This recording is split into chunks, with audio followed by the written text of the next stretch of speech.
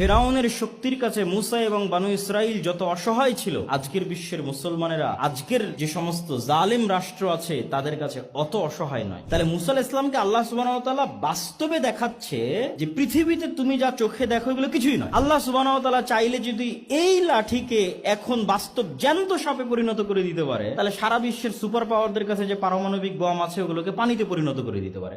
কিন্তু ওই লেভেলের বিশ্বাস, ইয়াকিন মুসলমানদের নাই। তাহলে এখানে সাহাবীরা বাস্তবে দেখতেছে যে জিব্রাইলের অস্তিত্ব, যে পৃথিবীতে জিব্রাইল এক্সিস্ট করে, আছে, ফেরেশতারা আমাদের আশেপাশে আছে, তারা মানুষের রূপ ধারণ করে আসতে পারে, সচক্ষে দেখতেছে। তাহলে ওদের ঈমান কোন লেভেলে থাকবে? ওরা মানুষের সাথে কম্প্রোমাইজ করতে চাইবে, না আল্লাহর ওই সাহায্যের ভরসায় আদর্শ অটল থেকে ঝাঁপিয়ে পড়বে? রাসূল সাল্লাল্লাহু আলাইহি সাল্লামের মুখের পবিত্র গন্ধ ফেরেশতাদের কষ্ট হতো, এই কারণে বারবার রাসূল সাল্লাল্লাহু আলাইহি সাল্লামকে বলতে, আপনি মিসওয়াক করেন, মিসওয়াক করেন, মিসওয়াক করেন। আল্লাহ নবী বলছে, তোমরা কেউ পেঁয়াজ রসুন খেয়ে মসজিদে আসবে না, ফেরেশতাদের কষ্ট হয়। আপনি যদি সারাদিন বিড়ি সিগারেটের মধ্যে, তাহলে আপনার আশেপাশে ফেরেশতা আসবে? তাহলে আপনার আশেপাশে সবসময় কে আছে?